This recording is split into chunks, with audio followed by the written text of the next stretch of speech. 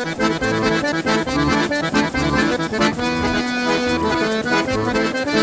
allons-y. Alors,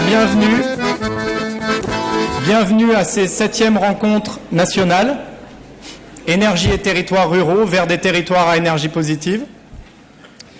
Ces rencontres sont accueillies cette année par la communauté du Grand Figeac, communauté de communes du Grand Figeac, dans la très belle ville de Figeac, dont vous avez pu apprécier éventuellement le charme à travers une petite déambulation qui vous a mené jusqu'à la salle.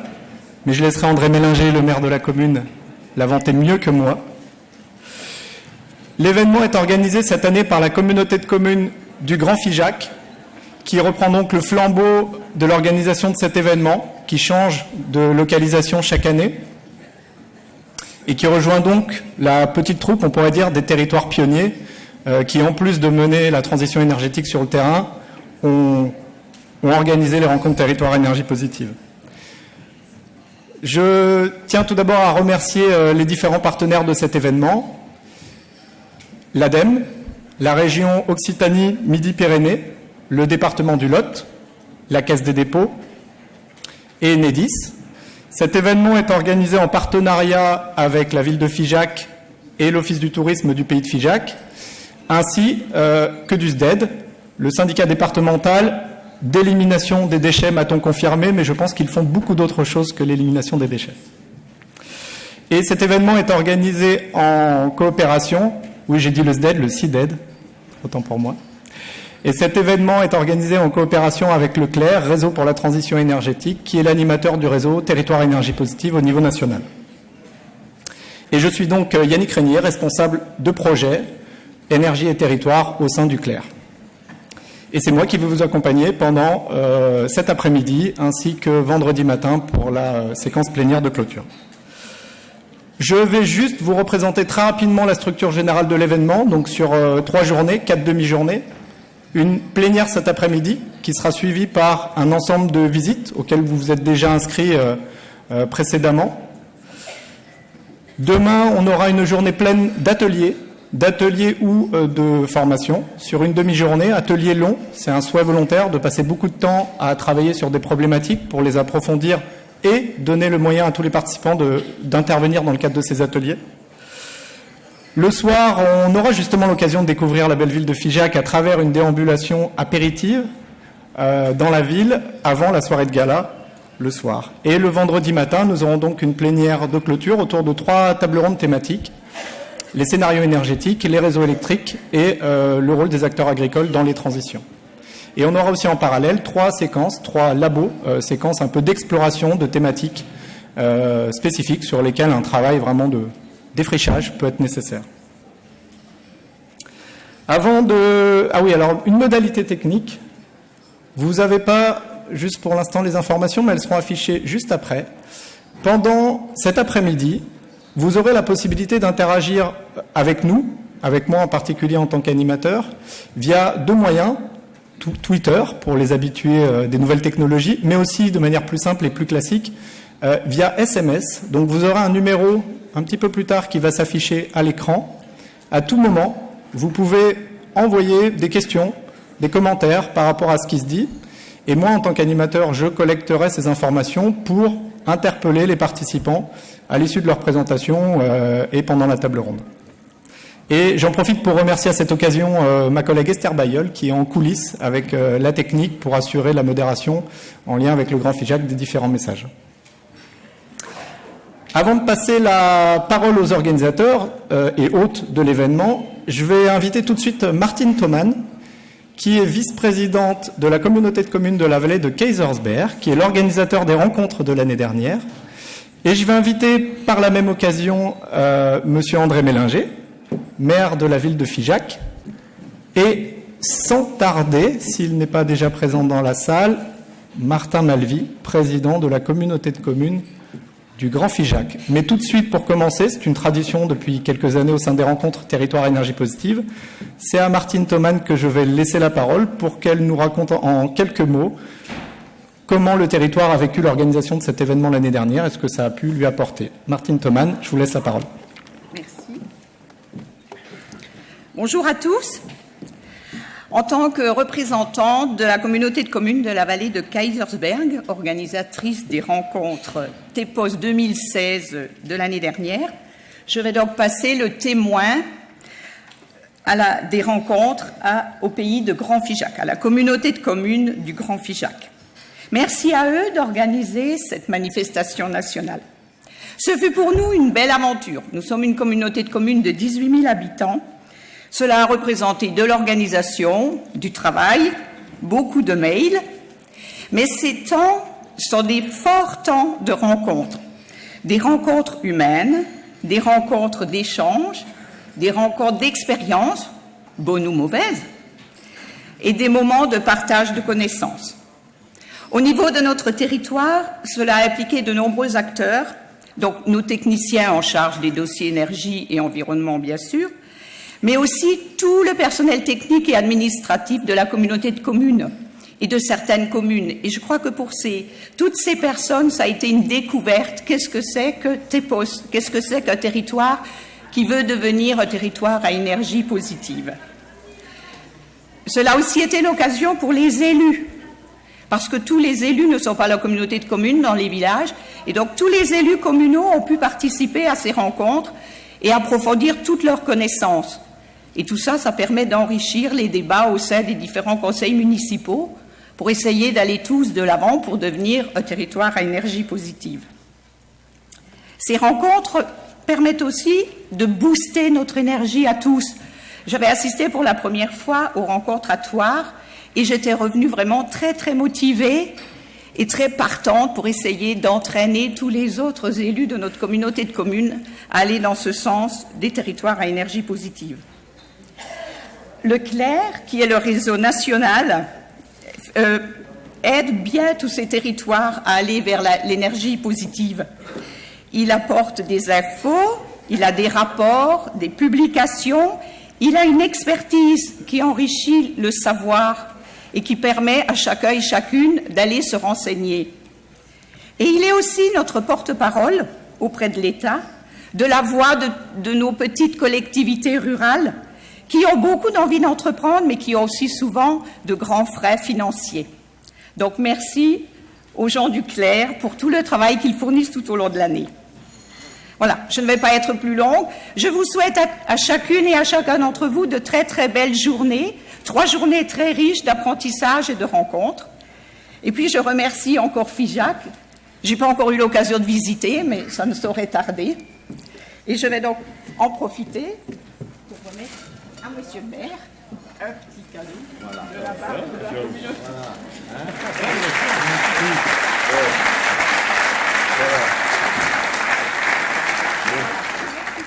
Je vais remercier à mon tour notre collègue de la vallée de Kaysersberg, Martine Thoman, de ces gentils mots de passage de témoin en rappelant, alors certains étaient à Kaysersberg avec nous l'année dernière, mais d'autres ne l'étaient pas, qu'effectivement le challenge a été dur à relever puisque l'accueil était magnifique l'année dernière dans cette belle vallée de vignobles. Et donc, on n'a pas d'aussi bon vin ici que dans la vallée de Kaysersberg, mais ça va peut-être venir. En attendant, on a trouvé quand même un produit local qu'on vous remet avec plaisir. Merci beaucoup. Merci beaucoup, monsieur.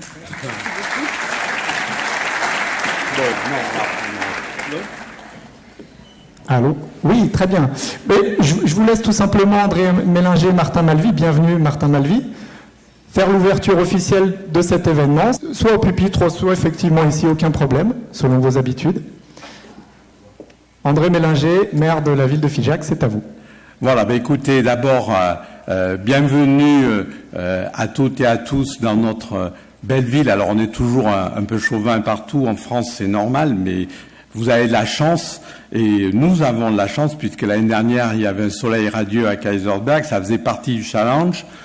Nous avons réussi, grâce, on ne sait pas à qui, mais on a réussi à avoir aussi du soleil cette année, que vous puissiez déambuler effectivement dans notre ville et découvrir son patrimoine. Alors, je vais, puisqu'on a déjà pris un petit peu de retard, faire bref sur la présentation de la ville.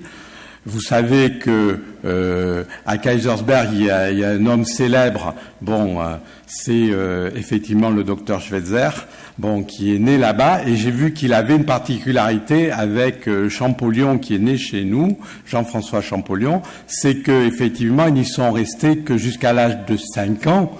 Mais qu'ils ont marqué de leur présence le territoire durablement. Voilà, donc c'est le cas de Champollion chez nous. Je vous raconte pas son histoire, vous la connaissez sûrement. Par contre, ce que je peux vous inviter à faire, c'est à visiter le musée qui a été édifié dans sa maison natale, qui, outre raconter sa vie et son œuvre, recèle des trésors sur le thème des écritures du monde, puisqu'effectivement l'écriture commence avec les premiers cunéiformes sur les tablettes d'argile et n'est pas terminée. C'est une histoire qui ne se finit jamais, puisqu'aujourd'hui, justement, à l'ère du numérique et des énergies renouvelables, il y a encore de belles pages à écrire. Au-delà de l'aspect, de l'attrait touristique que nous avons grâce au patrimoine, et le patrimoine, vous savez, c'est l'exemple type du développement durable. Ce sont des maisons qui ont été construites il y a plusieurs siècles, qui ont été construites avec, peu de moyens mécaniques, donc peu de CO2, si ce n'est l'utilisation des forces humaines et animales de l'époque, et qui sont durables dans le temps, puisqu'on a des bâtisses dans Figeac qui ont plusieurs siècles et qui sont toujours utilisées, soit pour faire des bâtiments publics, comme vous verrez l'hôtel de la Monnaie, qui est place Vival, qui est le siège de l'Office intercommunal du tourisme, soit d'autres bâtiments, comme le bâtiment du château du Viguier du Roi, qui est un bâtiment privé qui a été restauré avec beaucoup d'amour par ses propriétaires. Mais il y a aussi des tas de bâtiments qui sont à usage de logements sociaux, puisque la ville a tenu à ce que dans des maisons qui ont été, des témoins des riches heures, donc qui étaient des palais à l'époque, des riches heures du passé, on puisse y faire des logements sociaux qui sont donc en centre-ville. Mais pour nous, le développement durable, c'est aussi bien d'autres choses avec les partenaires, mais je ne vais pas vous raconter tout le programme que vous avez sûrement bien compilé pour choisir vos ateliers, mais c'est aussi avec des partenaires comme Ferme de Figeac qui ont créé un réseau de toitures photovoltaïques avec qui nous allons continuer à travailler sur un projet public d'atelier pour les services techniques à la fois départementaux et intercommunaux, et cet atelier sera couvert avec des panneaux photovoltaïques. Et j'en terminerai en disant que nous avons un grand projet qui nous tient à cœur, c'est un réseau de chaleur bois qui, lui aussi, grâce au partenariat avec le CIDED, le syndicat départemental d'élimination des déchets, dont je salue le président Gérard qui est devant moi. Effectivement, ça a été une volonté des élus départementaux de vouloir, au-delà de l'élimination des déchets, aussi s'intéresser à l'avenir et donc s'intéresser au réseau de chaleur bois. Et donc nous avons déjà un premier petit réseau, mais là c'est un gros réseau que nous allons faire qui va couvrir l'ensemble des établissements publics et des habitations du centre-ville, lycée, hôpital, collège, etc. Voilà, je ne veux pas être plus long, profiter de la ville, profiter de ses abords. Sachez que nous sommes un peu comme Kaysersberg, une ville touristique, mais aussi comme eux, moi j'avais pris dans les ateliers la visite de la papeterie, mais là ici on n'a pas de papeterie, mais on a des usines d'aéronautique. Alors qui sont un peu gourmandes en énergie, je le conçois, mais qui font des gros efforts et notamment avec les nouvelles technologies à base de composites qui sont beaucoup moins gourmandes que de travailler le métal et qui permettent sur les avions qui sont équipés de ces propulseurs et de ces hélices en composite de faire des économies notables.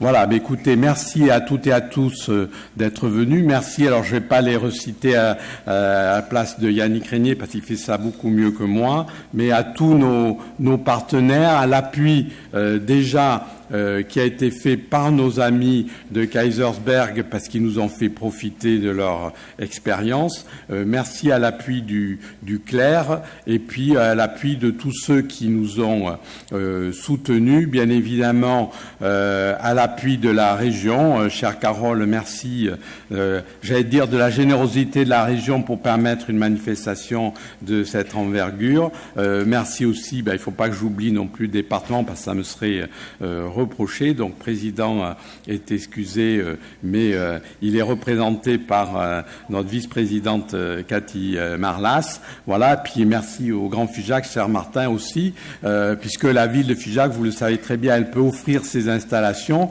y compris la salle du conseil municipal, puisqu'un des ateliers aura lieu à l'intérieur et puis un autre dans les jardins de la mairie. Mais elle ne peut rien faire seule. Et s'il n'y avait pas le Grand Figeac à ses côtés, on ne pourrait pas faire des manifestations de cette envergure. Merci. Merci pour ces mots de la ville haute et désormais les mots de Martin Malvy, président du Grand Figeac, organisateur de l'événement.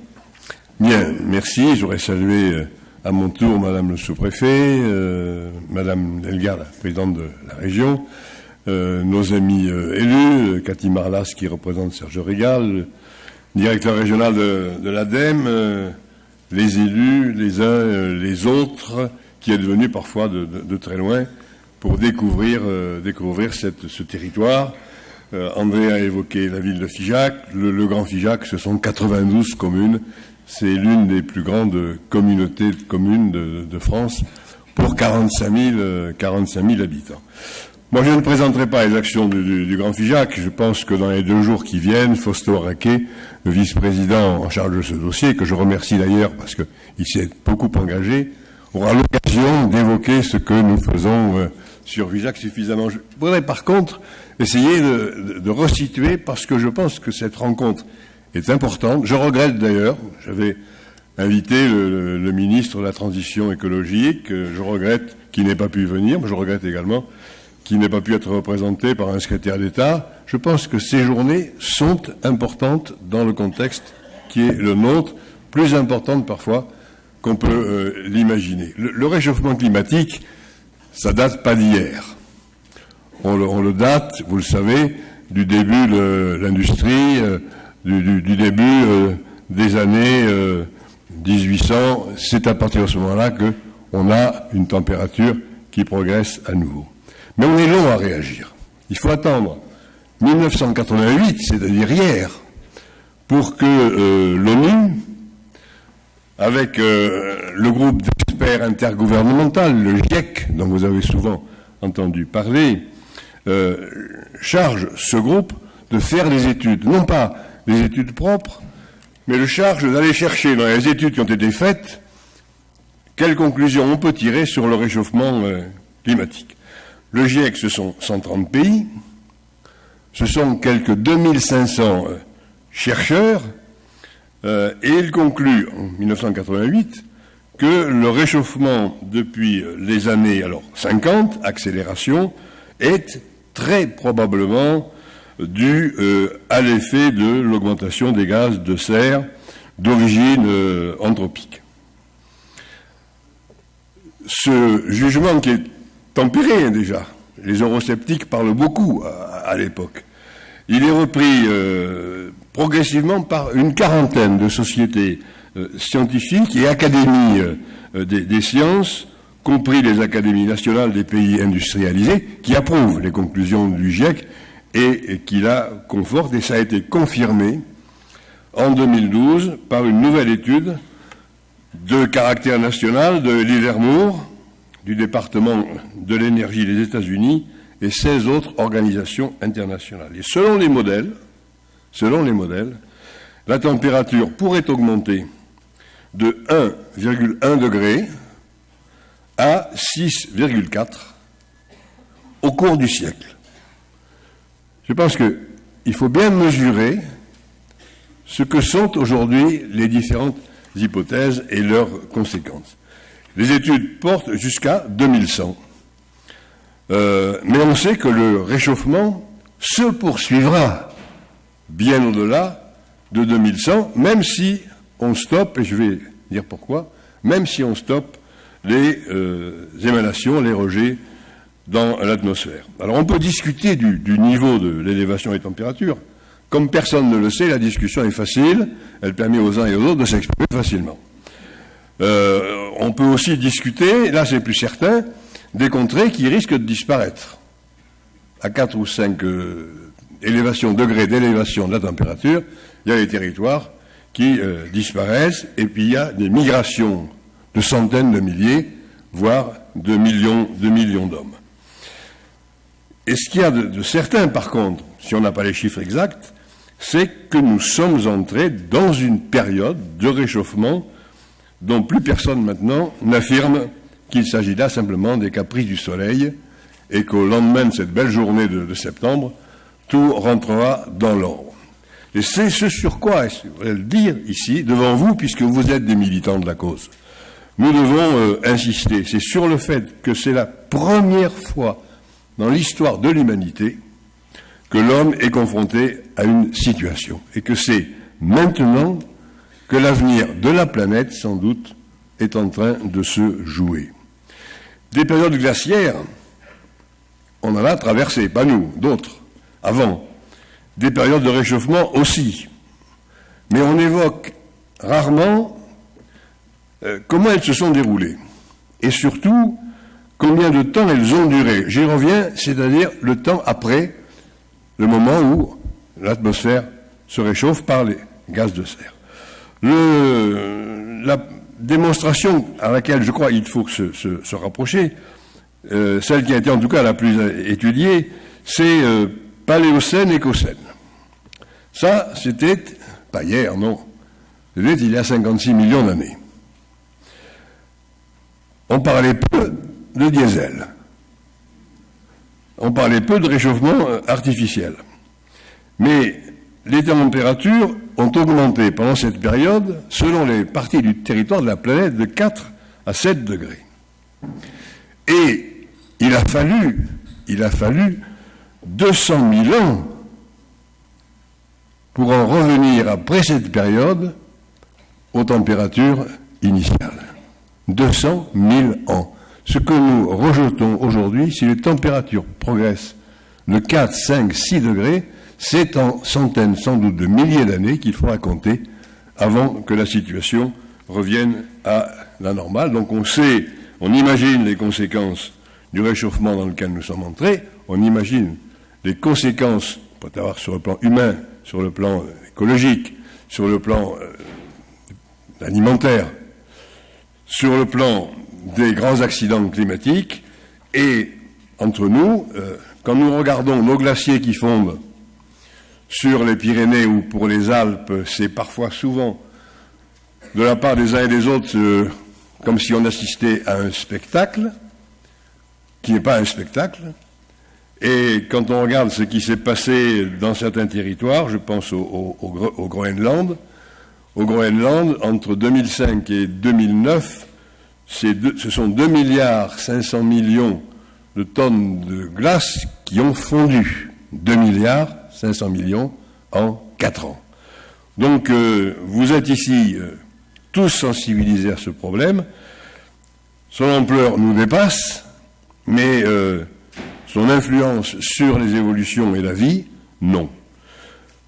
Encore une fois, je le dis, c'est trop souvent considéré comme un spectacle auquel on assiste et qui ne devait jamais trouver sa concrétisation. Je n'insiste pas.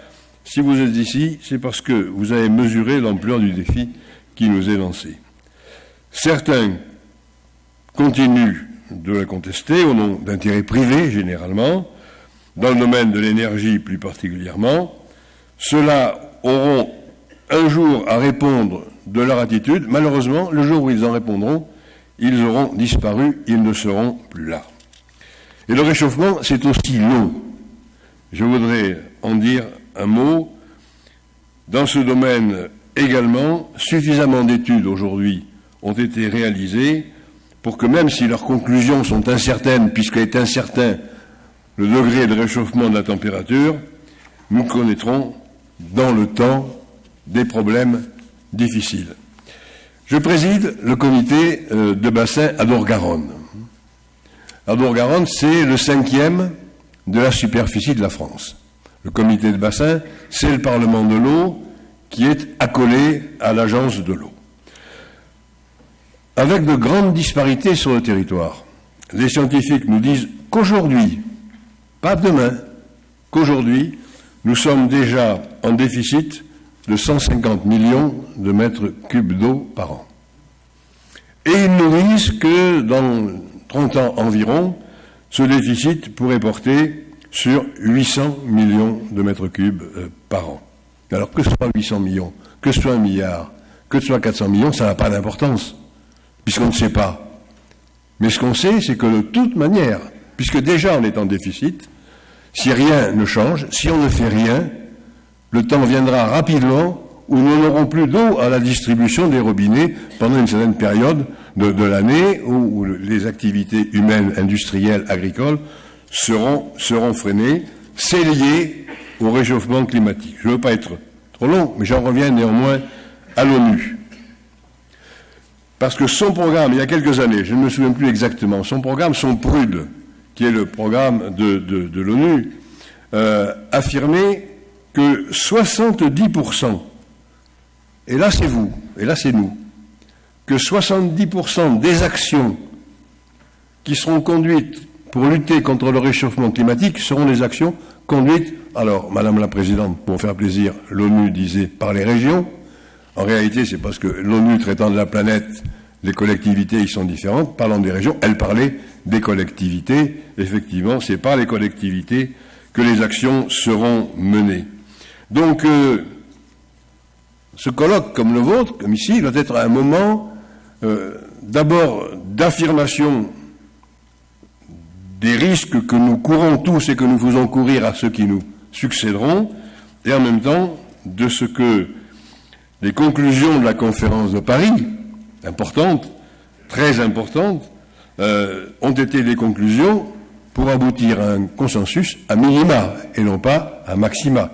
Les 2 degrés de limitation, d'augmentation de la température, et on voit ce qui se passe depuis, où certains contestent ou ne veulent pas appliquer ces mesures. C'est notamment le cas des États-Unis, ou plutôt du président des États-Unis, qui, à un niveau d'inconscience difficilement dépassé ou dépassable, refuse de mettre en œuvre les conclusions qui avaient été signées par son prédécesseur. Nous devons être solidaires, oui je dis bien solidaires, de toutes les collectivités américaines qui ont décidé de ne pas jouer avec M. Trump sur le problème du climat. Nous devons être avec elles. Nous devons les aider, les soutenir, les inviter, car ce sont elles qui sont dans le vrai, et non cette espèce d'énergumène qui aujourd'hui, et pour 2 ans encore, préside un grand pays que nous aimons tous. La région, je m'excuse du rapprochement, j'en parle avec connaissance de cause, mais je veux laisser à Carole Delga, qui s'est engagée dans cette politique depuis longtemps d'ailleurs, puisque ce que nous avons fait, on l'a fait ensemble déjà. C'est assez beau, les continuations, les perpétuations. Bien, la région a parfaitement compris ce problème et la difficulté qu'il y avait à résoudre à la fois les problèmes de production et d'économie, de réduction. Il y va de l'énergie comme de l'eau, et celle qui coûte le moins cher, c'est celle que l'on ne consomme pas, c'est toujours notre slogan. C'était déjà, je le dis, celui de l'AFME, l'Agence française pour la maîtrise de l'énergie, quand j'étais secrétaire d'État à l'énergie. Quand je compte les années, cela fait déjà plus de 30 ans. Avant de conclure, et je vous souhaite de bonnes journées à Figeac et fructueuses, je voudrais insister sur un dernier point. Les climato-sceptiques ont cessé de faire valoir leurs doutes. Mais pour autant, la sensibilisation de l'opinion, je vous l'ai déjà dit, est bien loin d'être au niveau de ce qu'elle devrait être. Et c'est la raison pour laquelle, dans nos responsabilités, il y a aussi la responsabilité de l'information. Nous devons communiquer avec nos concitoyens en permanence, dans chacun de nos documents, à chaque occasion, car on ne fera rien sans les collectivités, mais on ne fera rien avec les collectivités si on ne le fait pas avec nos concitoyens. Si nos concitoyens ne mesurent pas l'enjeu, à ce moment-là, on n'arrivera pas au terme de ce que nous voudrions faire.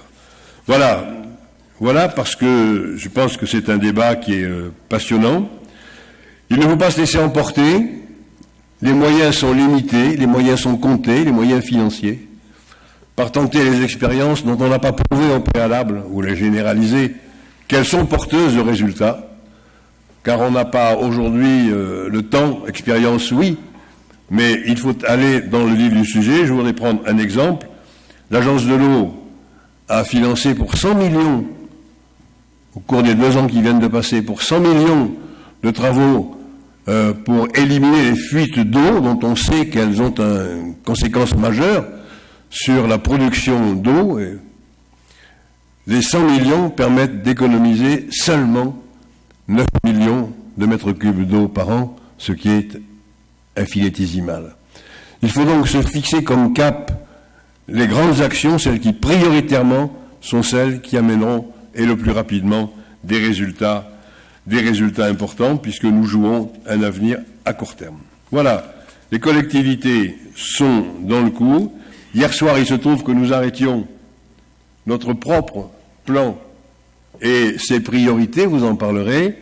Chaque collectivité, sous des noms différents d'ailleurs, élabore aujourd'hui son plan d'adaptation aux évolutions climatiques. C'est vrai de la communauté de communes ici, c'est vrai du département, c'est vrai de la région, Madame la Présidente. Ces plans sont généralement des plans quinquennaux. Je pense que nous devons, avec les différentes collectivités, entre collectivités, faire coïncider nos conclusions et nos priorités, encore une fois parce que les moyens sont limités, que nous avons intérêt à nous concerter pour définir les mêmes objectifs, les mêmes priorités sur l'ensemble du territoire dans un effort global. Voilà, je ne voudrais pas oublier de remercier l'ANA, l'Agence nationale pour l'amélioration de l'habitat. Le logement est une partie importante des politiques en la matière. L'agence de bassin, puisqu'elle est le premier financeur de toutes les opérations en matière d'eau. Je voudrais remercier Fausto Raquet, le vice-président de la communauté, qui a mené son équipe pour préparer ces journées. Je voudrais remercier les associations qui sont partenaires de l'opération, mais du quotidien sur les opérations et les actions qui sont menées. Le monde associatif, celui de l'économie sociale et solidaire, car il est particulièrement prenant. Et puis, permettez-moi de le faire aussi, nos collaborateurs qui, parce qu'ils sont convaincus, ont, je crois, oublié de mesurer leur temps de travail, à moins qu'ils nous le récupèrent après, mais oublié de mesurer leur temps de travail pour que vous puissiez, avec le soleil, passer de bonnes journées à Figeac. Merci.